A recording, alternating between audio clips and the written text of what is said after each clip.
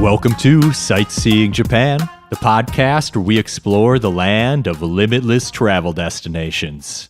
I'm Paul Bresson. And I'm Jason Nealing, and welcome to Season 3. Season 3, let's go! Yeah. So what that means is that starting now, there are going to be episodes coming out every 2 weeks until we hit episode number 120. And then we're going to take another little break, prepare for Season 4. But we got a lot of fun stuff coming up this season. We are going on a trip soon, or maybe by the time this airs, we will have already been on this trip. Or maybe we're on the trip when this airs. Possible. Haven't decided yet. But yeah, pretty exciting. It's happening. I'm so excited. Yeah.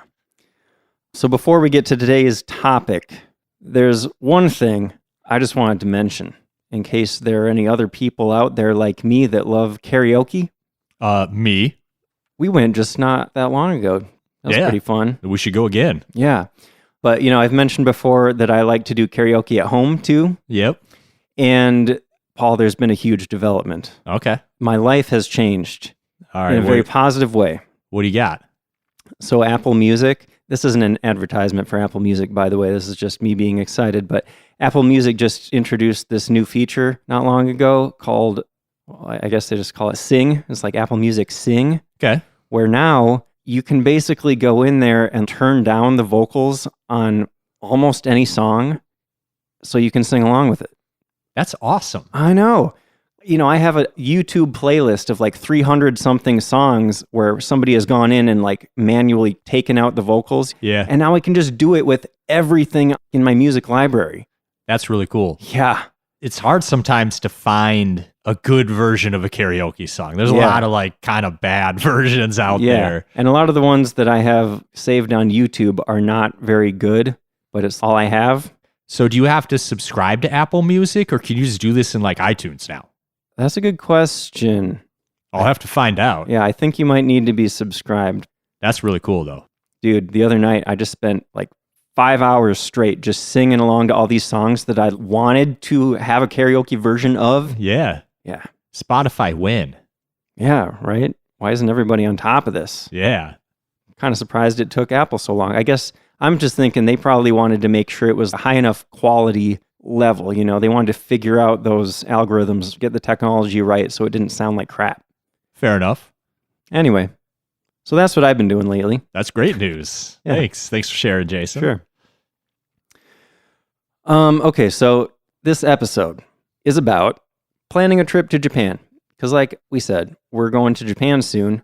And by the way, we're recording this on January 11th, just so you know, like where we're at in relation to the timing of our trip. Because our trip actually starts, March 18th for me.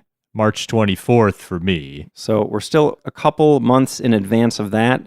But since we've been spending so much time researching and planning and putting all this stuff together, we kind of wanted to do an episode just so that we could talk about that stuff while it's fresh in our mind and give you guys an idea of what it takes to plan a trip to Japan and maybe give some tips on the best way to do that.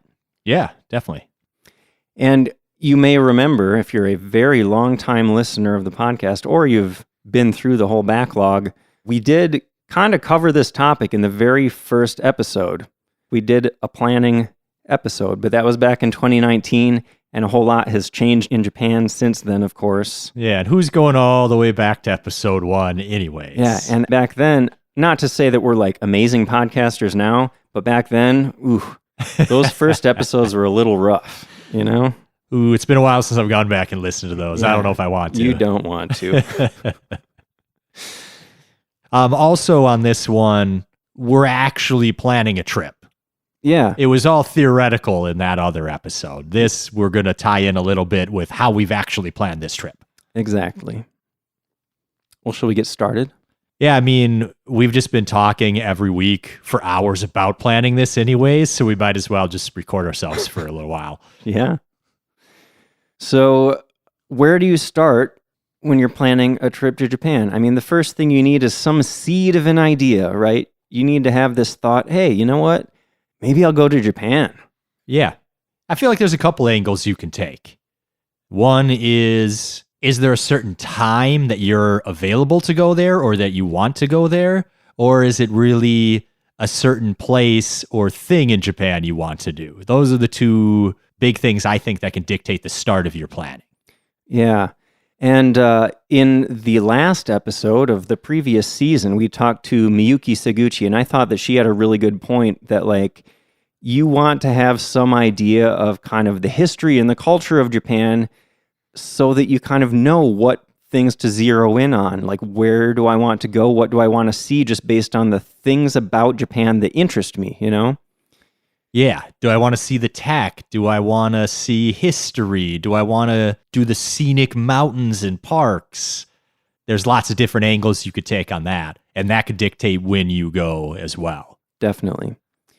So I would say, just talking about like the timing of having this seed of an idea, I like to start thinking about this stuff like at least 6 months in advance of the trip, you know, just so that I have a leisurely amount of time to put everything together, you know? Yeah. So for us specifically on this trip, I mean, I've been raring to plan a trip for a couple years now, but just waiting. And then all of a sudden, announcement, boom, Japan's going to open in a month. And then we just really started planning. Mm-hmm. And to give ourselves that cushion is partly why we picked spring. Give ourselves a few months to plan this thing and get all our ducks in a row. But also spring is a great time to go to Japan too. So that lined up really well. At first I was even thinking maybe we can squeeze in a trip in winter, you know, but then I was thinking of like, I got to redo my passport. I got to line up time off work. Like there's a lot that goes into it. Mm-hmm. And then we started talking about spring, and then we thought cherry blossoms, and then we looked up when the cherry blossoms are blooming and made our decision from there. Yeah. So I think really like the seed, the core of the concept for this trip came from you, because you had that idea of like, well, Kyushu is really interesting, and we did the Kagoshima episode, and that's really interesting. And then when you mentioned spring, I started thinking like, okay, well, this will be my first trip to Japan in spring, so I want to make sure I do all the spring things, you know? Yeah. And of course, the sakura is the biggest thing that comes to mind for that. And as for like the foundation of knowledge, I mean, obviously we've been doing the podcast for more than 3 years now. Yeah. So we've learned, you know, we know a lot more about Japan than we did when we started. So we had a bunch of ideas, and we have that kind of historical context and cultural context to kind of help us decide which direction we wanted to go with what we wanted to see and everything. So if you don't really have a solid idea in your head of what you want to do in Japan, or you feel like you don't really have a lot of that history, I would recommend going back and listening to the last 110 episodes. I second that. To totally derail this whole conversation, did you hear that this week Gwen Stefani said, "I am Japanese"? Why? What? I feel like I need some context around that comment. Apparently her dad worked in Japan for a while, so she lived there for a little bit, I think, and she just really identifies with the culture. So in some interview, she kept saying, "I am Japanese" recently. And then I found out that her lawyers tried to trademark the word Harajuku because she had a song about like Harajuku or something a while ago. And that one, I was like, okay, that's crazy. Yeah. That's crazy. That's literally a part of a city in Japan. Like you can't trademark that as your own. That's like gross capitalism, right? Yeah. In my mind. Interesting. It's funny how many like pop stars, I mean, are really into Japan and also like kind of advertise their interest in Japan. Yeah. Did you hear about how Ariana Grande tattooed 7 rings, like the Japanese words for 7 rings on her hand? No. But she like messed up the kanji and it doesn't say that. Oh, no. Like it says something else. Like, come on, you got the money. You can spend a few minutes to make sure you're getting an accurate tattoo, you know? Or go find a Japanese tattoo artist. Yeah. Yeah. And then I saw a video of Katy Perry meeting Kyari Pamu Pamu. That was pretty interesting. That's cool. Yeah, Japan's cool. Everybody likes Japan. Yeah. Bigger than ever, it seems like. Yeah. So let's see. back to the concept for our trip. You were talking about Kagoshima, springtime, and you could get like 2 weeks off of work, right? Yeah, I was like, I can probably get 2 weeks. I finally asked my boss, and I got 16 days. But with travel and everything, I'm getting 13 nights in Japan. And you got to, keep in mind that when you get back, you have to readjust to America time, and you don't want to be like going to work the very next morning after you get back. Yeah, I've learned my lesson on that. If my flight's not delayed, I think I get back in the evening, and then I have one more day off, and then I go back to work. Okay. So I have one day to try to figure that out a little bit. Yeah. So I was able to get a little more time off of work. So I decided this is actually going to be my longest trip to Japan. It's going to be a full 3 weeks for me. So I have a week before Paul gets there, and I was really kind of struggling with what I was going to do because I had to end up in Kagoshima to meet Paul there, or end up in Tokyo and meet Paul there, and then we could fly to Kagoshima together. So I was struggling with that until I remembered the Shimanami Kaido, which is a biking course, one of the top ones in the world, and it sounds amazing, and I'm super excited about it. And as soon as that popped into my head, I just built that whole first week kind of around that idea. Yeah, that sounds fun. Yeah, that also means I'm going to be visiting Shikoku, which is the only main island I have not yet visited. So I'm excited about that too. Nice. I'll be biking to Shikoku from Honshu. Yeah, one of the reasons I wanted to do Kyushu is because I wanted to get to another main island. And Kyushu had been on my brain since we talked to Simon and Moo, and they sold it really well. I was like, Kyushu's great. And we had very recently done the Kagoshima episode when we found out that you can go back to Japan now. So that was very fresh on my brain. And I was like, volcano I can hike, tons of history in the city, great views. It's in Kyushu. I gotta go. I'm excited for that, for sure. Yeah, and then I started looking like, well, we're going to be in Kyushu. What else can we do in Kyushu? And I thought maybe Fukuoka, but you've been there. And, it was like cool, but like nothing crazy to knock your socks off. I mean, there are some things in Fukuoka that I missed that I would still like to see. But my main thought, I guess, was that I wanted to try to avoid any overlap with past trips as much as possible. Because I've done that before where like I visit some place I've been before and it just, you can see new things, but it doesn't hit the same, Like that sense of kind of discovery and exploration of visiting a brand new city. There's nothing like that, Yeah. So eventually I remembered the toilet museum in Kitakyushu. And then I was sold. I was like, all right, we're stopping in Kitakyushu. And I started thinking along the lines of the Shinkansen. I was like, if we're going to be in Kagoshima, why not just head north along the Shinkansen? And I just started looking at all the stops, like, where should we stop? What should we do? And booking a 13-night trip, oh man, those nights go so quick. Yeah. So Kagoshima and Kitakyushu are the only things we're doing in Kyushu. Right.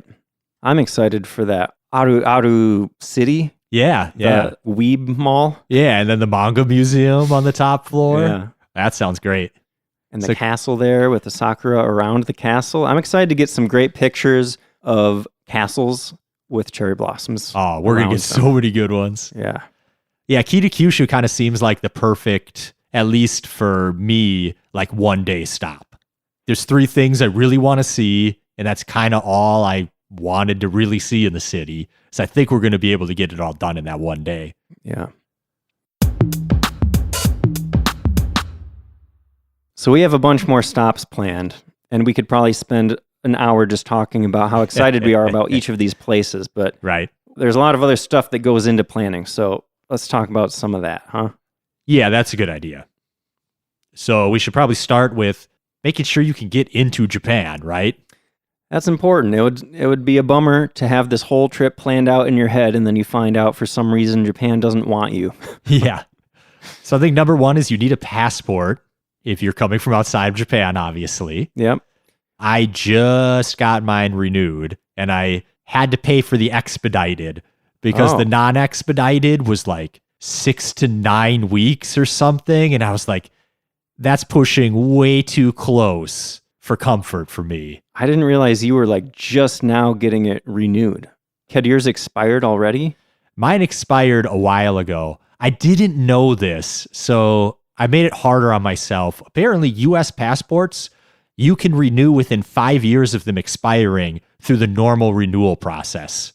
My 5 years was June this past year. So I was past 5 years, so I have to go through the whole process like I'm getting a brand new passport. Oh, wow. That's good to know. So good information. Do the expedited. They said it's like 3 to 5 weeks or something. Okay. It was like $60, so it's not going to kill me, but. So you've received your renewed one or your brand new one? No, I just did it. You sent it in. I just sent it in. Okay. So I'm waiting 3 to 5 weeks. All right. And I will have my passport. So that's cool. So I got that out of the way now. Yeah. Fortunately, I still have mine that I renewed, I think, in 2018, right before my last trip to Japan. So nice. You still got a few more years then. Yep. So once you have your passport, you're also going to want to look into the visa situation for your country. Fortunately for us, coming from the United States, it's pretty easy. We don't need to like apply in advance or anything. We just show up, go through customs and immigration, and they just stamp our passport, and we're allowed to stay in the country for up to 90 days. Yep. And the third thing right now would be vaccines. So currently to get into Japan, you have to have had a recent enough booster shot for the COVID vaccine. I don't think it Or needs if you to be had- recent. I don't think they Okay. pay attention at all to the timing of your vaccine. It's just that you need to have at least 3 vaccines. Okay. Does 3 mean like the 2 initial ones and then 1 booster? Right. Okay. And if you don't have proof of vaccination, you can also get into the country with a negative COVID test. And there's a website actually where you kind of register and submit all this paperwork in advance so that they have time to review it and kind of approve you before you show up. So I already have done this actually. You can do it like way in advance. Nice. You just sign up and you got to scan your documents and stuff, and they kind of take a day with each document, and then it shows up on the website that they approved it. So right now I have like these QR codes in my phone that I just need to show to immigration and customs when we get there. Awesome. Yeah.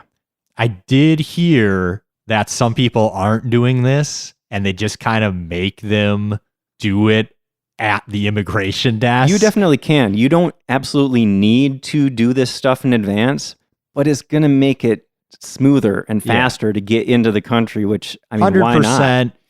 don't recommend doing that. Just get all your ducks in a row. Make it easy. Don't mess around with, will I get in? Will I not get in? Right. Is my feelings about that, at least. Yeah. I mean, I've talked back in episode 1 about how I'm an obsessive planner.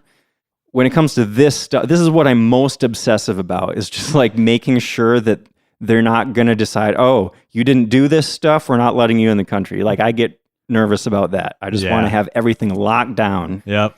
It's always a relief getting through customs. It's not like I think I won't, but it's still like, they're reviewing you, they're judging you, and they're going to let you in or not let you in. It's a little relief getting it's through. like, why are you here? Why do you want to get into the country? And sometimes they just look at your passport and then they just look at you and they're not saying anything. And you're like, they're judging me. They're looking for those beads of sweat dripping down your forehead. Yeah. Does this guy look nervous? Last thing I wanted to mention in this section is consider any medications that you need to take to stay alive or be comfortable. Because medications that might be approved in your country might not necessarily also be approved in Japan. So good idea to do some research and just make sure that you are allowed to bring in any medications that you need. Absolutely.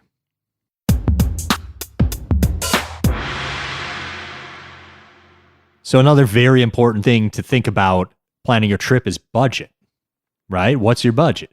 That's going to dictate a lot about how you plan your trip, I think. Definitely, yeah. The types of accommodations you're going to have available to you, how many cities you'll be able to visit. Personally, I don't really think about budget too much. Not because I have a whole lot of money and it just like doesn't matter, but more that this is one of the few places in my life where I allow myself to splurge. Like, I don't want money to be the limiting factor in how much I enjoy my trip. But at the same time, I don't feel the need to stay in like really expensive, fancy, comfortable hotels, you know? Right. I'm okay with spending $50 a night to stay in a little tiny business hotel type thing where you just have like the minimum necessities. I'm fine with that. That's not where I find the value in a trip to Japan, you know? Yeah, agreed. I'm not holding myself to a budget on this trip either, but I am price conscious. You know, all I need is a bed and a shower in a hotel, really. Yeah. Not really looking for anything else. Not going to spend a lot of time in the hotel rooms. So we actually have got all our hotels reserved already, and we got some really good deals. Oh, yeah. We got some very affordable hotels. So that was nice. Definitely. Those business hotels, you can always find some good deals in Japan. Yeah. Another thing that kind of helps in, I guess, both of our cases is that we're only paying for ourselves. You know, if I had a family of 4 that I was bringing to Japan, oh my goodness, there would be so many more considerations, you know, things to think about. Yeah. I think the 2 biggest things budget-wise are hotels and how long you stay. Travel within Japan too, like if you're flying around in Japan or taking a bunch of Shinkansens, that can affect it. But I think the 2 biggest things are like, you're going to have to pay for a plane ticket, and you can play around with what time of year you go to maybe try to find a lower price, but you're kind of going to pay what you have to pay for a plane ticket, right? Yeah. And you're going to have to pay for hotels. But then again, there's like $20 a night shared bathroom hotels. Like, you can do that very affordably. Yeah. If you want to hear more about like accommodations in different price ranges, go back to episode maybe 6 or something. I was thinking 7. I don't know. Somewhere around there, we did an episode about hotels, and we talked about like the super, super cheap options. You know, you can stay at manga cafes, you can stay in capsule hotels if you only want to spend like $20 a night or something. Yeah. So there are options. Go back and listen to that one. Yeah. Or if you have a higher budget, you can stay at nice hotels if that's what you like. I was toying around with it. Like, there were some nice hotels in Kagoshima that had a view of the volcano and had a onsen on the roof and looked super nice, but they were all pushing like $300 a night plus. And I was like, I can get like a nice enough hotel for $60 or $80 a night, split between the 2 of us. Like, it just didn't make sense. Yeah. I'm not that wealthy, you know? The only time I've ever spent more than $100 a night on a hotel in Japan was when Yi and I went to Sapporo, and we stayed at this like super nice ryokan with a private onsen in our room and like kaiseki dinner and stuff, just to experience that once. You know, we spent one night at this hotel. Yeah. Totally worth it. Totally. You get the experience and you get the free meal. Like, a meal like that would cost you $30+ at a restaurant anyways. Yeah, when you're paying that much, there's kind of a lot of other stuff that's included. And as long as you have like the time to take advantage of all those other included things, you know, it can make sense. It's not something I would do regularly based on, you know, what I find important and based on my budget. Yeah. One other thing to mention with the budget is, I never think about this when planning trips, and I'm not going to worry about it personally, but the little expenses can add up really quickly. Like, you're going to spend money on food. Food in Japan's kind of cheap if you're not going to like super fancy places, but still you're like eating out all the time. So that will add up. But then not just that, if you're going to all these different places, a lot of temples or attractions, it's like 500 yen to get in. And if you're going to, like, we were in Kyoto, you go to like 8 places during a day, 500 yen a pop adds up kind of quick. Yeah. And all the little train rides can add up too, even if it's only $2-3 at a time. So those things to keep in mind when you're planning your budget.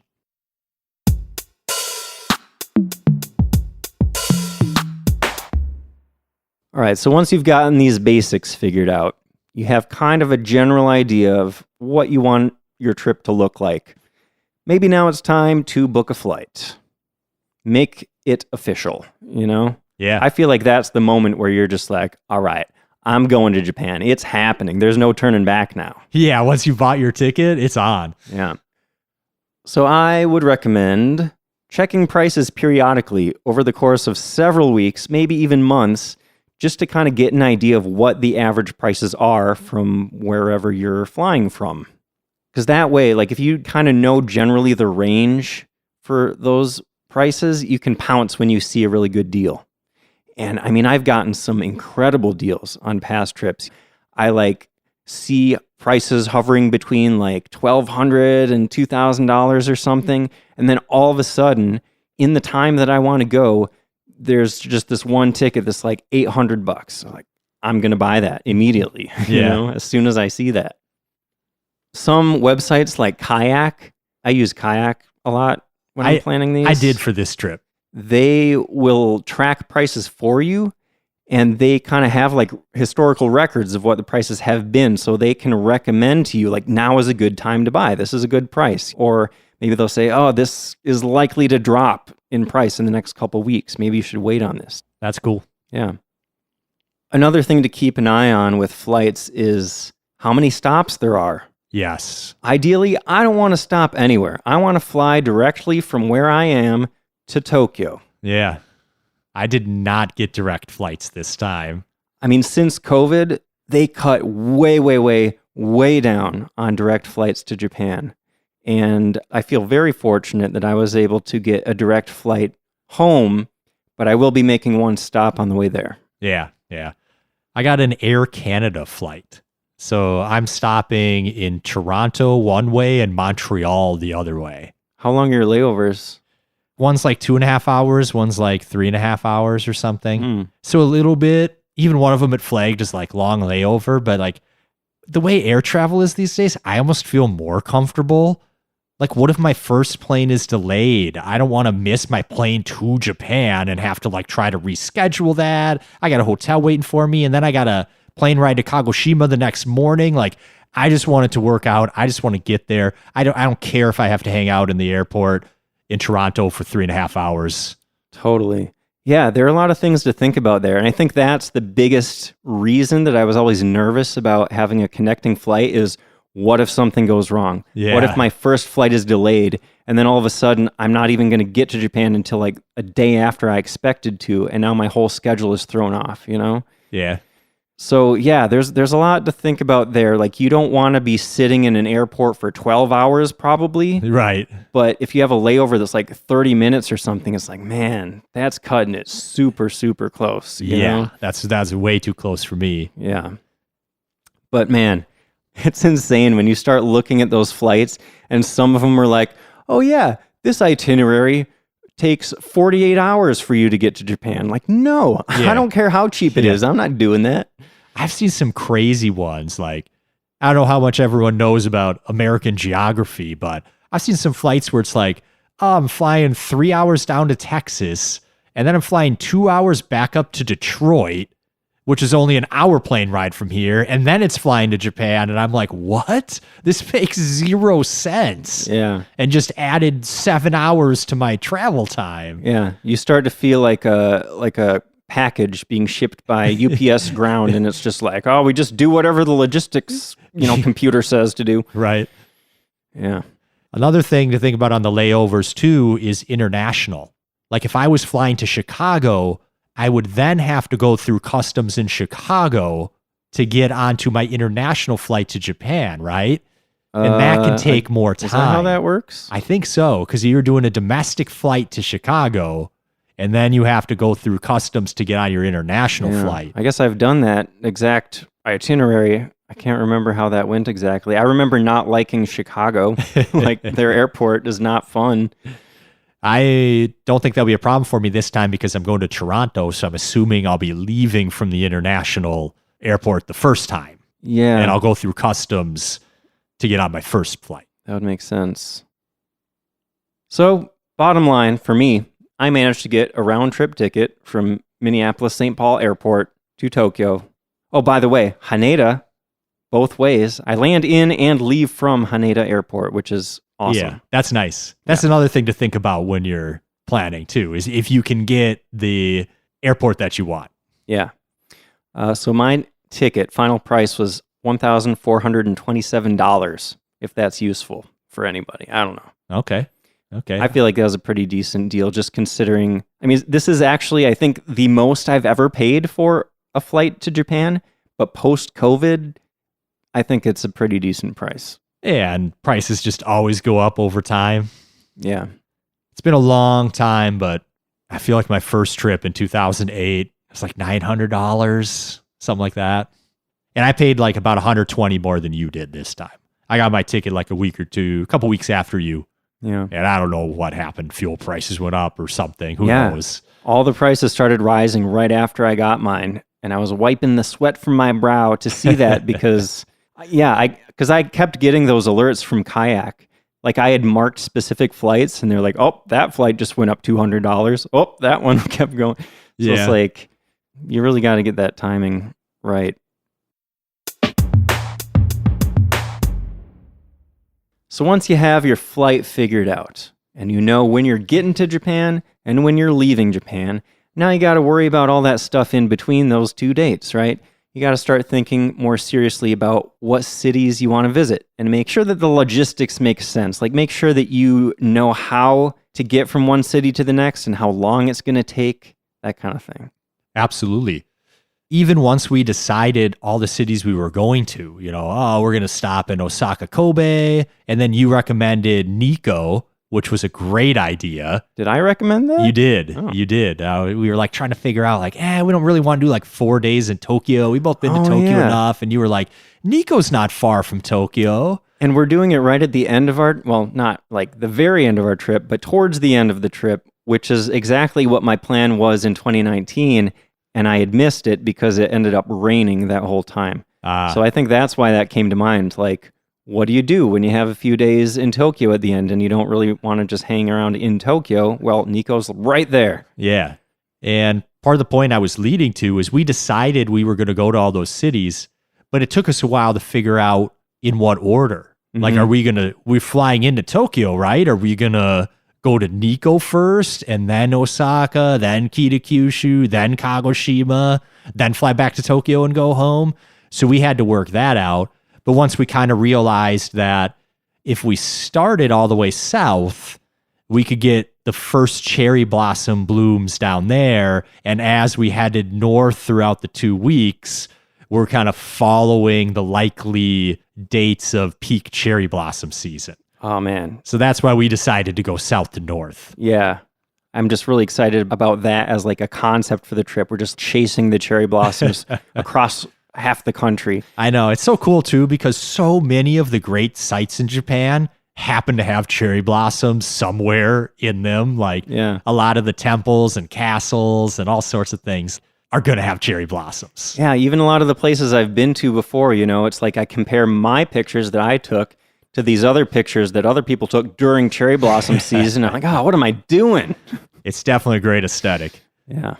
So we're not going to have to go out of our way a lot to see cherry blossoms. We're going to see them at all these places that we already wanted to go to anyways. Yeah, it's going to be great. But yeah, we had so many options. And I think that for me was, that took a while to figure out, especially since I have that week before you show up, Paul. It's like, what am I going to do? Do I want to fly from Tokyo to Kagoshima with Paul? Does it make more sense for me to meet him in Kagoshima? Where do I want to go for this week? Like, what part of the country do I want to be in? Because I also don't really want to overlap stuff that I'm already going to be doing with Paul too. Like, it doesn't make sense to visit a certain region, go back to Tokyo, fly to Kagoshima, and then pass through that region again.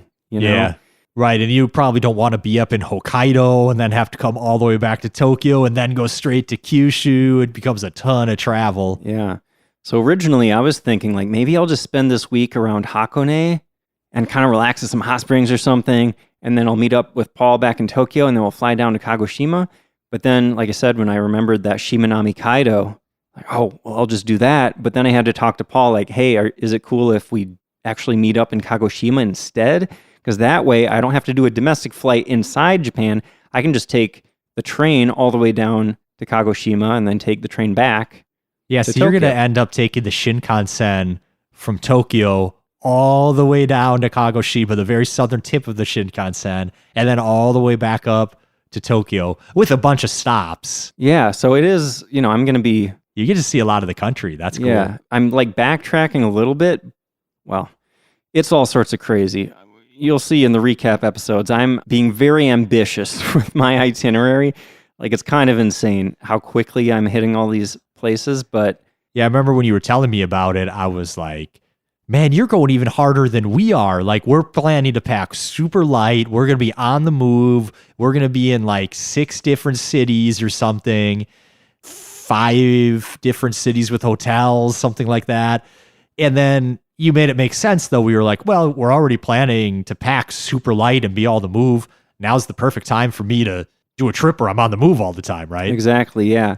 Yeah, this is actually another conversation we had was, I was a little hesitant at first when Paul kind of proposed the general idea for this trip, because it's like I've done a lot of trips where I was very busy, like constantly, and it's, it can be a little stressful when you're checking out of your hotel every day to check into a new hotel in a different city, and it's just like there's so much to keep track of when you're moving around that quickly. But once I got used to the idea of like, okay, we're just going to pack really light and kind of not be tethered to one specific place so much, then it's like, well, since I have this extra week to myself, I'll just take advantage of that light packing and really go crazy with it. Yeah. Yeah, that makes sense. That was a good thought you had. Also, at least for me, the whole time other than the first night, I'm going to be with you. So even though we've got a bunch of hotels and stuff, we each book 2 or 3 hotels. So it's not like I have to manage 5 different check-ins and hotels. Like I've got 3, you've got 2. It's like almost a little pressure off in that way. Yeah. Well, I guess we should start talking about hotels, huh? I think that's our next big topic. Yes. So booking the hotels, in my opinion, was the least exciting thing or the most tedious. It's not easy booking hotels in Japan necessarily. Maybe this is just me, but like I kind of find this to be one of the most stressful parts of planning, even though like it's not really that big of a deal, but like... Well, the rest of planning's so fun, and then this was not fun. Yeah, like you said, it does kind of feel like work, just like finding a hotel that makes sense for your itinerary. But also, I just feel like a huge sense of relief once I have all of those bookings made. And I know like this is where I'm going to be in this city, and I know I have a place to stay. And now comes the fun part of filling in all the little gaps and like figuring out what to do in each city. Yeah, I'm excited about our hotels now that we have them. Yeah. But I ran into the problem of like you're searching for hotels, but you go through all these hotel websites, and sometimes you'll do a search and you'll find a hotel and you'll click on it, and that will bring you to a new website that gives you like another list of hotels and doesn't bring you like straight to the page of that hotel. I accidentally booked us a hotel at Kitakyushu Airport because there was one with like almost the same name that I was looking at that was right at the train station. And somehow between like clicking to the next page, I got onto the other one somehow, and easy to get a refund, but it is a little bit confusing and frustrating, and finding the right things. Like we want a 2-person hotel, but we want 2 beds in the room. Paul doesn't want to share a bed with me. I don't know what that's about, but I'd prefer not to. Is it my cold feet? Is that the problem? Yeah. Your feet are a problem, bro. We're joking. I'm pretty sure Paul has never felt my cold feet on him, right? Not that I recall. But Iya complains about that. You're a slipper guy. You always got like slippers and socks on, so, I know how cold your hands are, though, so I imagine your feet are just as bad.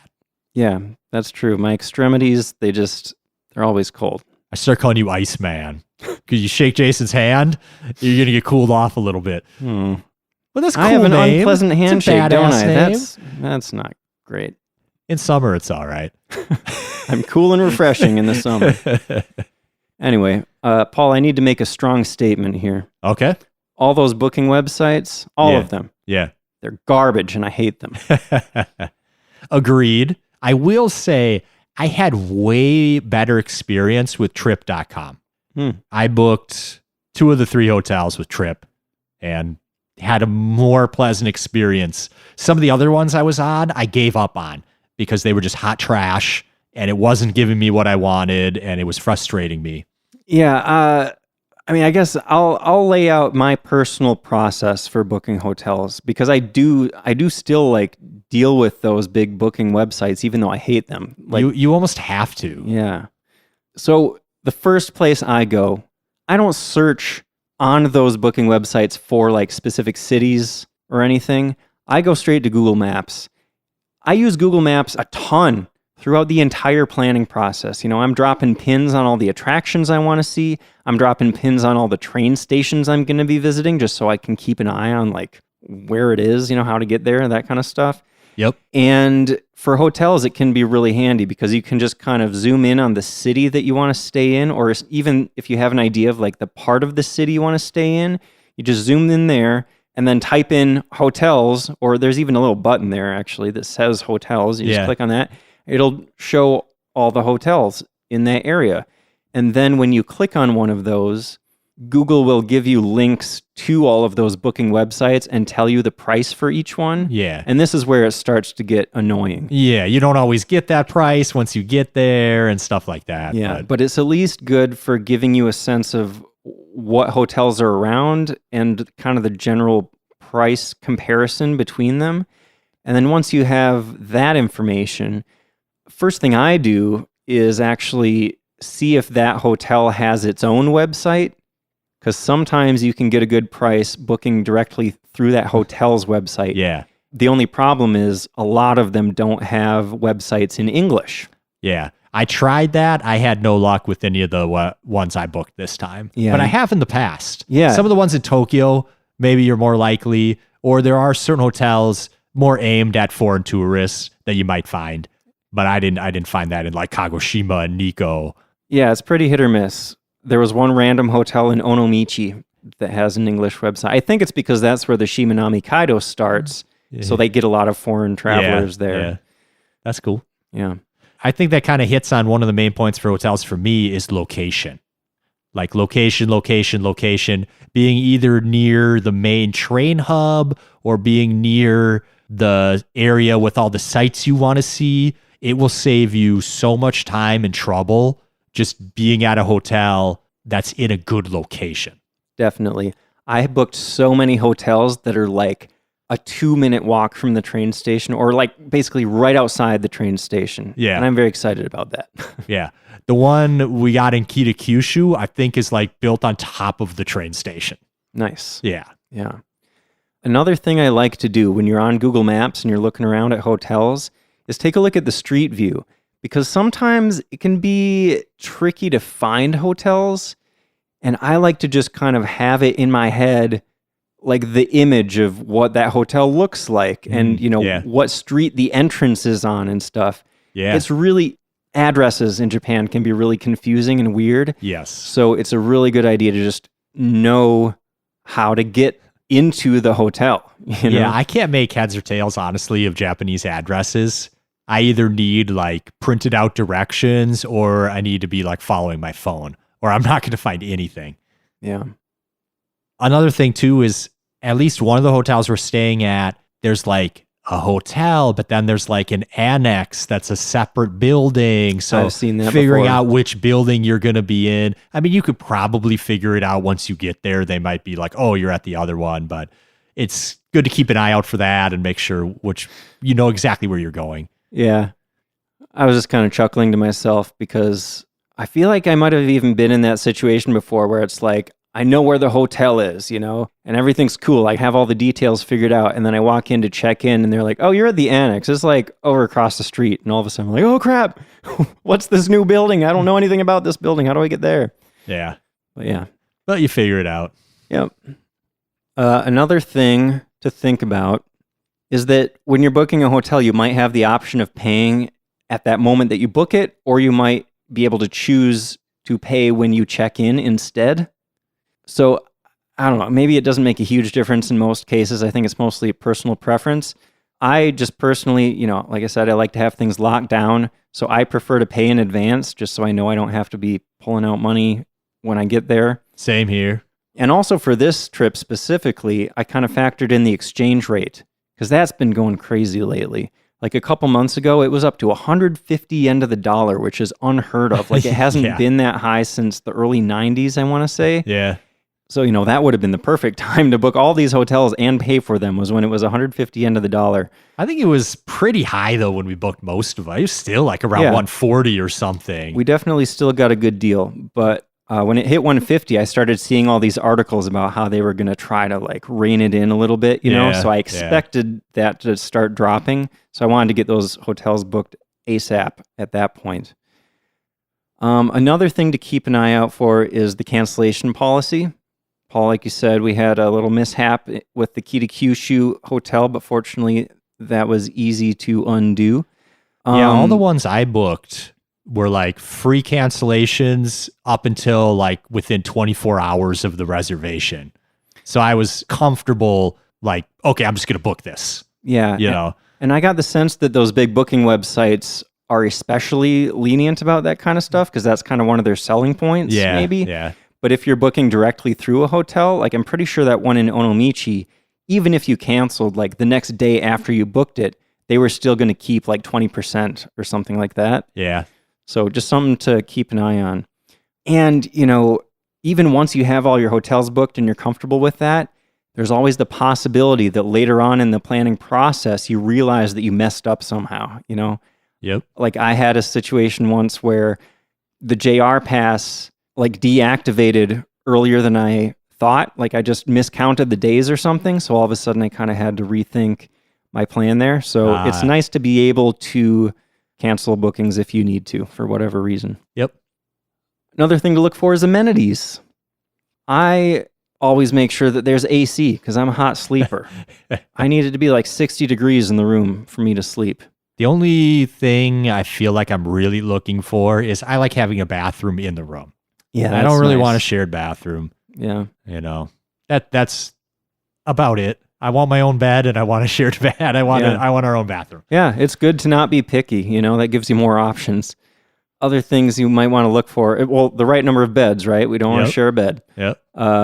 Some hotels, a lot of hotels have included breakfast, or you might need to just pay like an extra 500 yen or something for the breakfast kind of add-on. That can be nice. Yeah. It's quick. You're on your way.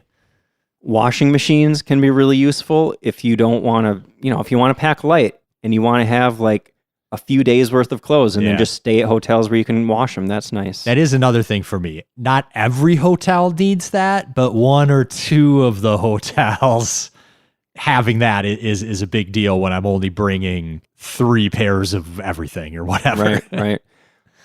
My method for packing super light is that all of my clothes that I'm bringing, besides my jeans, are wool, like merino wool, which means I can wash them in the sink at the hotel. That's my plan. And then they dry super fast, so they'll be ready by the next morning. So I don't even need to worry about washing machines. I just need a sink. Another thing I definitely recommend before you book your hotels is read a few of those reviews, That's going to tell you if there are any big problems.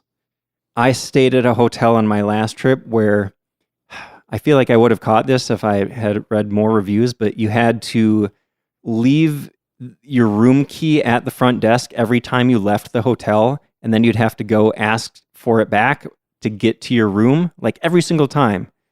And that's just a pain. That sounds super annoying. Yeah. I'm going to go to the Konbini and grab a rice ball and a beer, and you got to leave your key and then pick it up.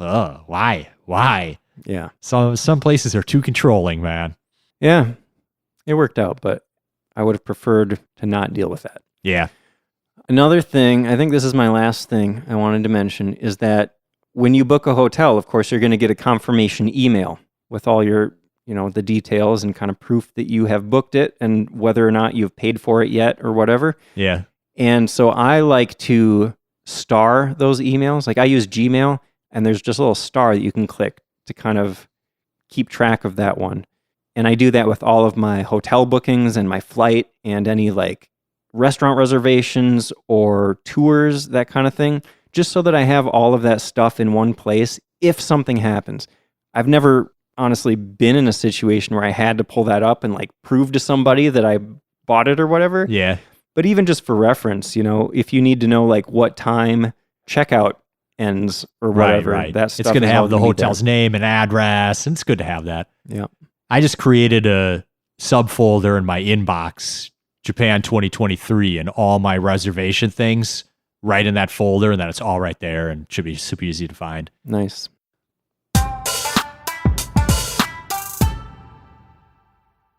Okay, so now you know how you're getting to Japan. You know where you're going to be staying. At this point, I start to put together kind of a final itinerary. Pull in all that information, I look back at those emails. Here's when I need to check in for my flight. Here's when I need to get on the plane. Here's when I'm going to arrive in Japan. And just kind of give yourself little notes about like, this is the next step of my trip. This is the next thing I have to be doing, because it takes out so much stress out of your trip when you have a little document that just tells you, this is the next thing you need to worry about. Just go here, do this, and everything's fine. Yeah, absolutely. And it gives you an idea then to start planning what you're going to see and when, because it's like, okay, I know my flight arrives in Kagoshima at 11 a.m., and it's going to take me an hour and a half to get off the plane and into the city. So, you can start having an idea of how many hours you're going to have that day to go see things. Right. So you got to start picking which attractions you want to go see, what you want to do in each city.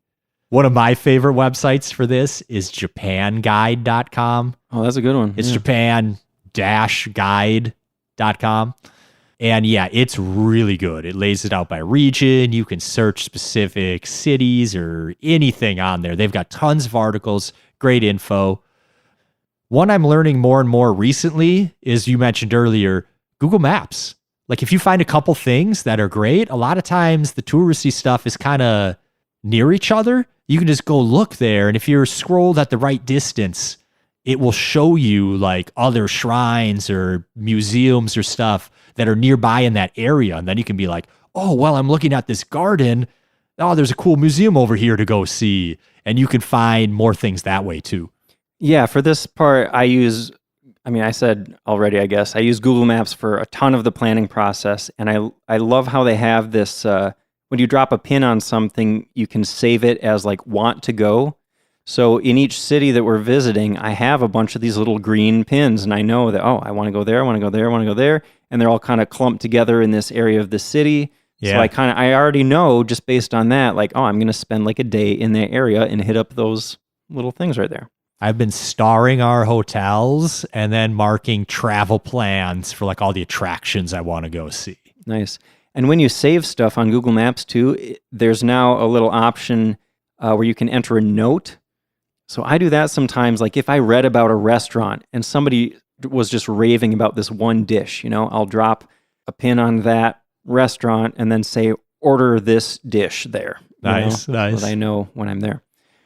Also for directions, that makes it really easy because you can go back and click on this pin, hit directions, click on the other pin, and then you can see, okay, that's a 23-minute walk. It's 12 minutes if I take the bus.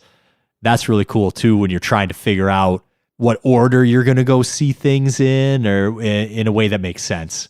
Totally. So talking about like directions from one place to another, that's one of the main things that I really want to have in my itinerary. And not so much, like I feel like in the past I've gone a little overboard with this, where I say like exactly what train line I'm going to be taking and maybe even what platform I should be on and that kind of stuff. I don't really feel like that's necessary at this point. Doesn't hurt. Yeah, but you want your itinerary to be flexible, And if you have an idea like I'm going to get on this train at this time on this date, like that might not happen quite that way. And that stuff isn't really that hard to figure out anyway if you have like the right app. Or, even Google Maps should give you a decent amount of detail on the trains that you need to take. Yeah. And depending on where you are. So this leads a little bit into how you plan your trip, right? We're kind of planning our trip in like maximize, like we're going to maximize our time here. We're going to see as many things as we can. And I'm super into that. But like my first time to Japan, it was more of a like let's just go to Japan. And we kind of just vibed it out. We didn't have a ton of huge plans. We were like, we wanted to see Shibuya and a couple other places, but we had no firm plans. I literally just picked up a map in the subway station in Tokyo that was in English. And we looked at it and we were like, it would show which station you could transfer to another line. And we were like, all right, take the red line here. And then we can transfer to the orange line. And that brings us up near Asakusa. And we'll figure it out from there. And we just went around basically just doing that all day, kind of not planning anything and just figuring it out. We could have probably done more and seen more stuff if we maximized it more. But I was just like enjoying being in Japan. Yeah. And I would maybe do that if someone was like, oh, hey, bro, I'm going to England and you should come with me. And okay, maybe I would just go and whatever. But since I'm so into Japan and we've talked about so many things, I'm like, no, I have to see all these things. Yeah. So I know we were kind of going on and on about this stuff. I want to try to really quickly just lay out like the types of details that I would put in my itinerary, and I would recommend you do as well. For trains, the main thing I want to know in my itinerary is how long it's going to take to get from one place to another. Yep.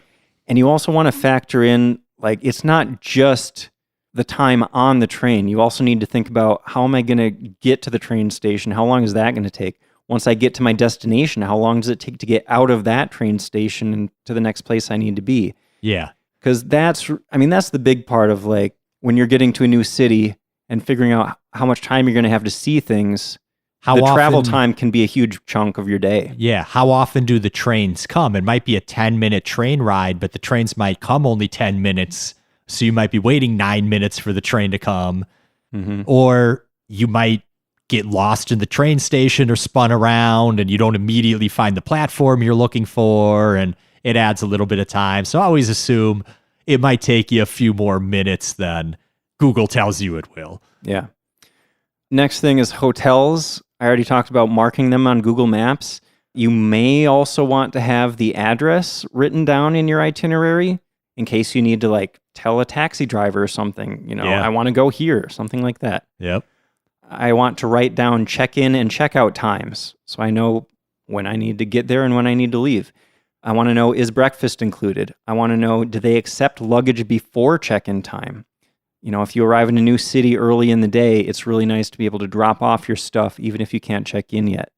One thing I think is really important is checking the hours and the days open of the things you want to go see. Because you're going to run into things that it's closed on Mondays, or it's closed on Tuesdays, or it's only open till 4, or it doesn't open till 10 a.m. So you have to plan your day around that a little bit as well to make it make sense. Absolutely. Yeah, write down those hours so you know what's available on each day. You might also want to mark down the prices of each place. A lot of places, especially like tourist attractions, might be cash only, so you want to make sure you have enough cash on you at that time. Another thing is, we're going to be doing more of this than we ever have before. Do you want to rent a bike to get around a certain city? You're going to want to know where you can do that. How much does it cost to rent this bike? Does that cost include a helmet? Can you rent it for multiple days? Where do you have to return the bike? A lot of questions around that you want to have the answers to in advance. Yep. To make things go smoothly. And of course, if you're booking any tours, you want to have those written down in your itinerary. Where do you need to be to start this tour? That kind of thing. Mm-hmm. So there's maybe a few other details or finishing touches to wrap up and make sure you're totally prepared for your trip. I think a good place to start is, are you going to have a reliable internet connection? In this day and age, that's a good thing to have. You're probably going to want internet with you at all times. I do, for sure. When we went to Japan last time, we had a pocket Wi-Fi, but we only had one. And there were a couple times we split up.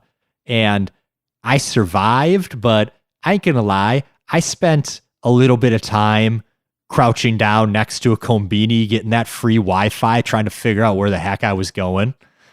But, it wasn't too bad. And it was usually only like to find a restaurant and then we met back up. But there is free Wi-Fi that you can find, specifically at conbinis, which are kind of everywhere, unless you're really out in the rural areas. So in case anyone isn't familiar, we should probably say like what a pocket Wi-Fi device is. They're basically just these little things like half the size of a cell phone maybe. The idea is that it connects to the cell network and then creates a hotspot for you so you can connect as many devices as you want to that device and get internet.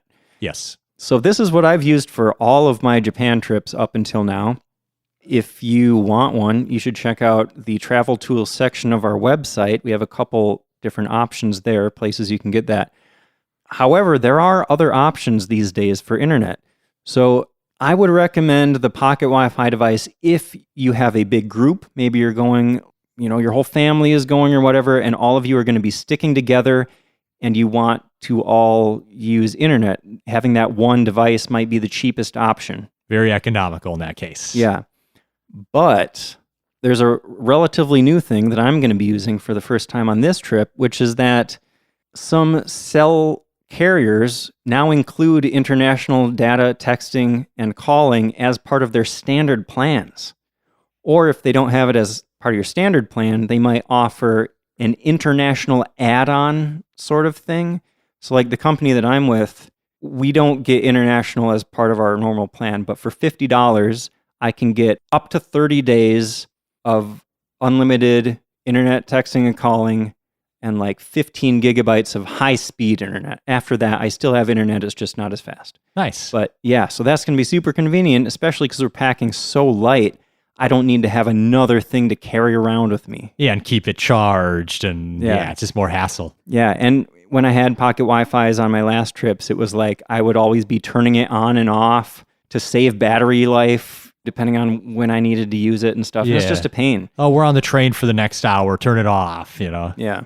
Yeah, that's cool. I'll have to try to set that up too. That seems way easier. Yeah. You don't have to go pick it up. You don't have to return it. Yeah, you just show up and all of a sudden... your phone's just working. Yeah. Yeah, that's great. Perfect. Another thing that can be super handy if you're traveling a bunch, like we are for this trip, is the JR Pass. If you're a listener, you've probably heard us talk about the JR Pass before. Basically, it's a pass that you buy, and it gives you unlimited access to trains that are run by JR, which includes all of the Shinkansen, which are the high-speed bullet trains that can get you pretty much anywhere in the country. And it also includes a lot of smaller local lines that are also run by JR. Yep. The more traveling you're doing, the better deal the JR Pass is. Yeah, it could save you hundreds of dollars, like easily. Yes, absolutely. We're both getting it for this trip, or at least parts of this trip. Yeah, I think I decided I'm going to get the 14-day. They have a 7-day, 14-day, and 21-day. Okay. I'm getting the 7-day because I'm flying right away to Kagoshima, so I don't need it for that. Then we're staying a few nights in Kagoshima, and I'm going to activate mine on the last day, and then I'm going to be able to Shinkansen, and have all that covered, and then it will run out while we're in Nikko, but I won't really need it there. Yeah.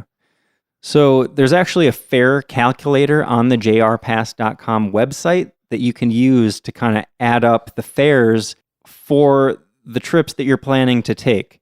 And if the sum of those trips is more than the price of the JR Pass, then you'll save money by getting the JR Pass, if that makes sense. I don't know if I laid that out clearly. Yeah, I think so. All right. That's really cool that you can do that. Yeah. That just shows what a great value it is. Like, they'll have that on there because most people probably will save some money, unless you're just maybe staying in Tokyo the whole time. Yep. So if you want a JR Pass, you can use our affiliate link on the travel tools section of our website, which is sightseeingjapanpodcast.com. By using that affiliate link, we get a little commission for bringing traffic their way. So that would be a great way to help support the podcast without any additional cost to you. It's the same price it would be if you just bought it directly, from them. Yeah. And thank you again to those who've already done that. Yeah, thank you. Okay, so another thing to think about when you're finishing up your planning is money. How much cash do you need to carry around with you? More than you might think. Japan is still fairly cash-centric society. Yeah, I don't know. It really depends. Like, I feel like most restaurants, unless it's like a pretty small operation, most restaurants are going to take credit cards. I feel like it's mainly like the tourist attraction type places where you're going to want to use cash a lot of the time. Yeah, the tourist areas heavily cash. Or getting into a temple or whatever, it's cash, cash, cash. Yeah. So you'll want to consider a few questions here. Like if your hotels are already paid for, that's, one less thing you need to worry about. But of course, most hotels, again, are going to take credit cards. Not all, but most. Mm-hmm. Are you going to be eating a lot of fancy dinners? Are you planning to use your credit card a lot? You can choose to just pay for everything in cash. It's kind of a good way to like limit your budget, be like, well, I have this cash. I'm not going to spend any more than this cash, Yeah, you could bring what you think is too much cash with you. And then if you're not burning through it that fast, you can just start paying for your meals with cash instead of your credit card. Yeah. I know the first time I went to Japan, I had to go get more yen. I ran out of yen. At the time, there were like 3 ATMs in Tokyo that you could use American debit cards at. So I think we had to go to Roppongi just to find an ATM that I could get yen out of. And the second time in Japan, I didn't have to do that, but I'm pretty sure I came home with about 0 yen left. I've never gotten yen in Japan, so I can't really offer any advice about using ATMs or anything. I've heard It's gotten better, I think. that 7-Elevens specifically are pretty good about having a machine that will work with international cards. But just to give you an idea, a rough idea of like how much cash is appropriate maybe, for all of my past trips, they were pretty much all around 2.5 weeks, and I would always get 100,000 yen. This trip, I think I mentioned it's going to be a full 3 weeks. So this time I'm getting 120,000 yen. I actually already have. I like to do that in advance. And again, I did that while the exchange rate was favorable. Yeah.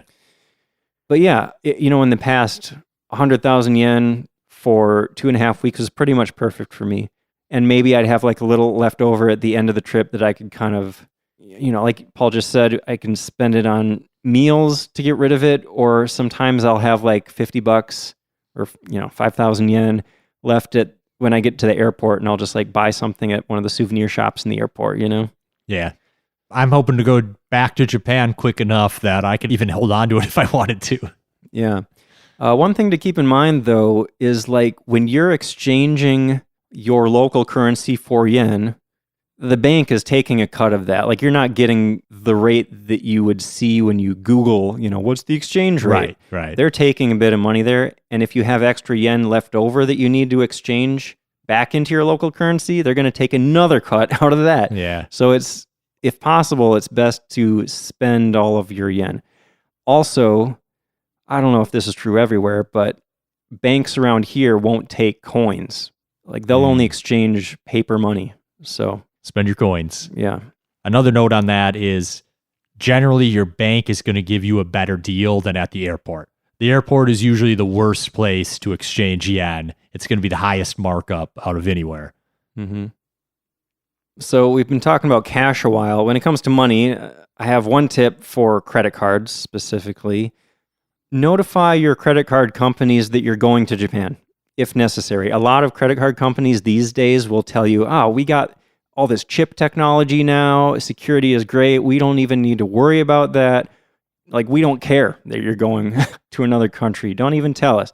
But some banks will still take like travel notices, and that can just be nice to do to make sure that your card doesn't get, shut down or declined because all of a sudden they think somebody's stolen your card and is using it somewhere else. Yep.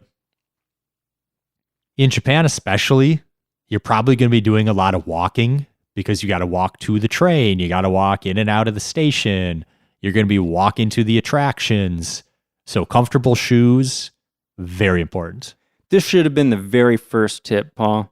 This is so important. If you mess up your feet because you chose the wrong shoes, your trip is going to be miserable.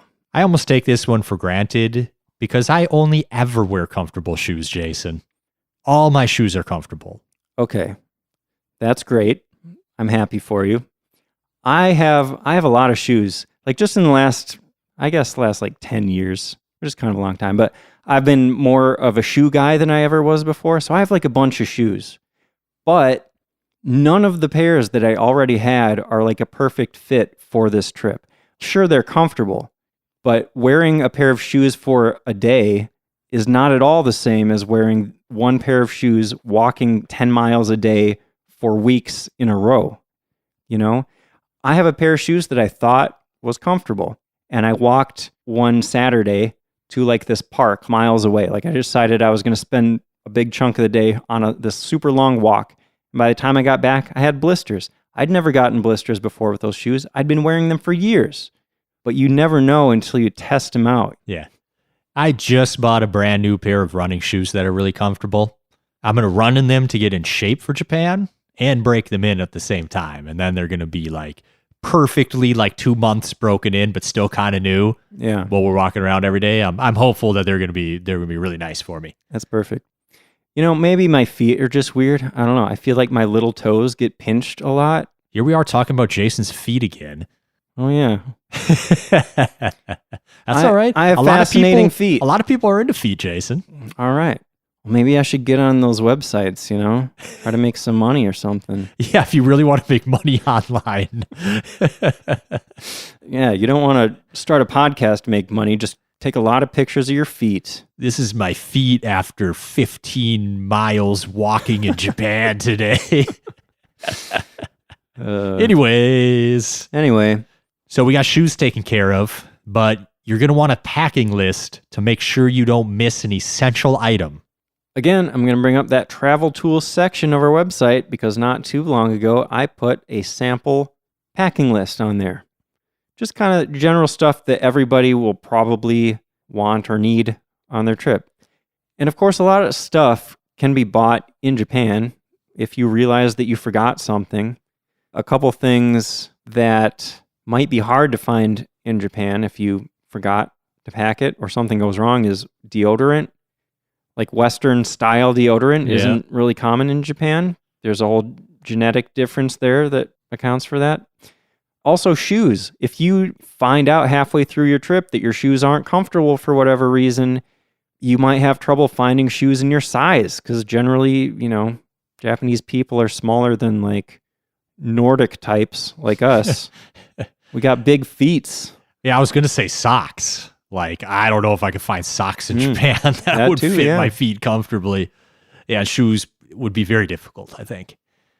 Your packing list is great.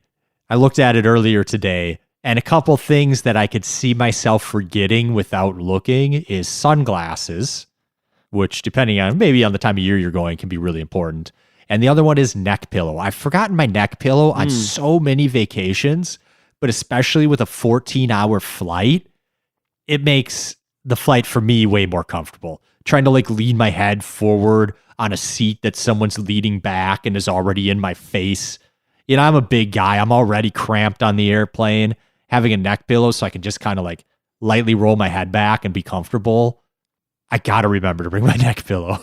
Actually, for this trip, since we're packing super, super light, I'm planning on ditching the neck pillow.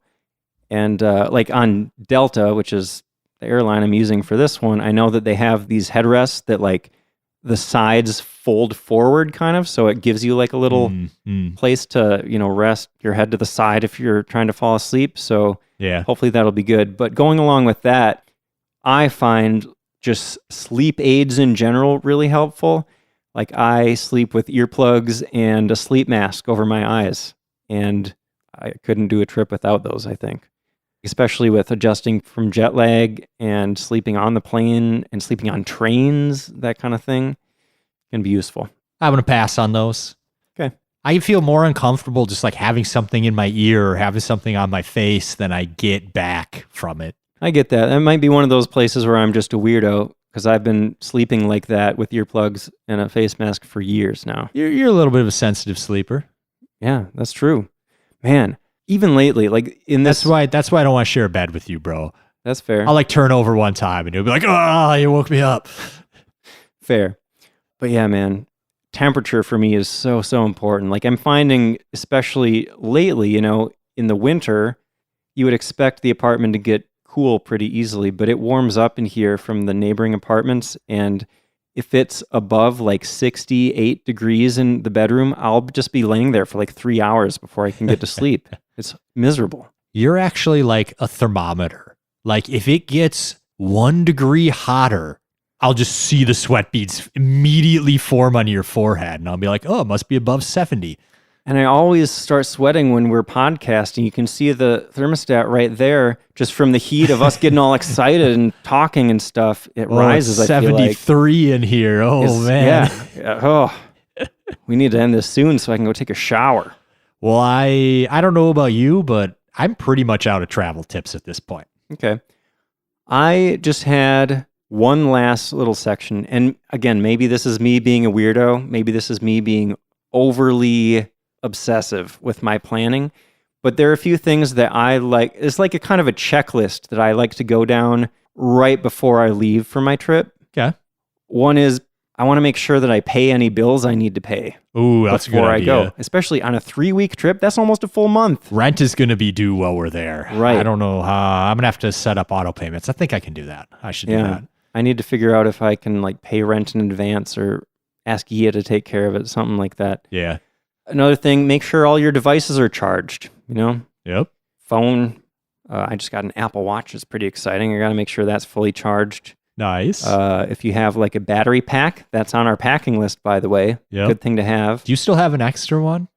Or should I get one? I mean, I have one you could use. It's not super high capacity and it's kind of old and it's kind of a really cheap one. So I'll get one. All right. I don't really trust it enough to like plug my fancy phone into it anymore, Okay, but yeah. Whatever. I got this brand new phone I got yesterday. Yeah. Let's keep it nice. Yeah. So this is kind of a silly one, but it's important to me. Clip your nails. I just like to start a trip with neatly trimmed nails. That's good. I sometimes bring a clipper with me just in case I get a hangnail or something. They do let those through security now, right? I'm pretty sure. They're a little more lenient. You can bring deodorant on the plane and stuff now. I used to have to put all those little things in a bag and it was dumb, but yeah. The day before your flight, you can check in for your flight, usually, I think is how it works. I don't know if that's true everywhere around the world, but in the US, it's like you can check in up to 24 hours in advance. Yep. And when you're booking economy flights, like I do, you might not get to choose your seat on the airplane until you check in. So if you have a strong preference for a window seat or an aisle seat, it's kind of a good idea to check in as soon as you can. I prefer to have an aisle seat personally so that I don't have to bother anyone if I want to get up and go to the bathroom or stretch my legs. Yep. I was actually surprised on my flights. I got to pick my seats when I booked it. And then I realized, oh, it's Air Canada. It's only the crappy, cheap U.S. carriers that have these super economy that try to make you pay an extra $50 to be able to pick your seat when you book it. Yeah. Rant over. Another thing, I like to turn off all the electronics in my home that I'm not going to be using because, why have them sucking electricity when nobody's there to use them? Definitely going to turn off my computer. And I like to adjust my thermostat. He is not joining me on this trip, so, I'm not going to touch the thermostat. But if nobody was going to be in my apartment, I would change the thermostat to whatever setting would save me money on heating or cooling. Yeah, I'm glad I have a roommate. I'm just not going to have much to worry about. Yeah. Don't have to stop my mail. Don't have to worry about anything like that. Oh, that's another good one. Stop your mail. Yeah, if you're going to be gone for a while. Mm-hmm. I think that's all I got.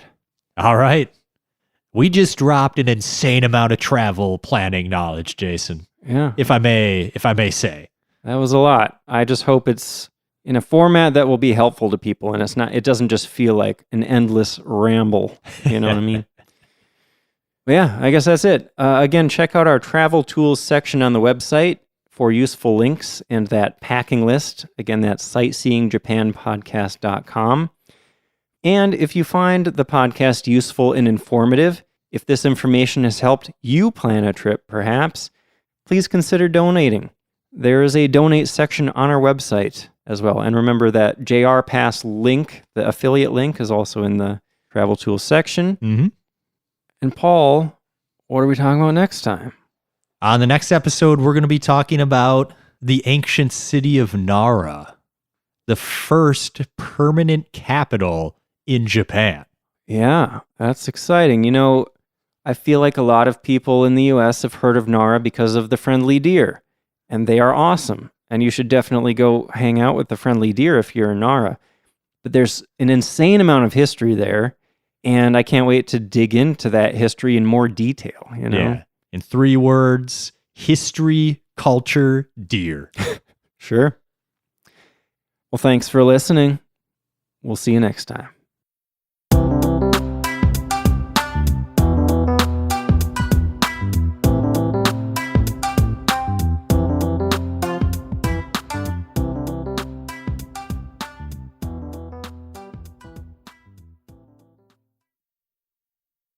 Hello, Paul.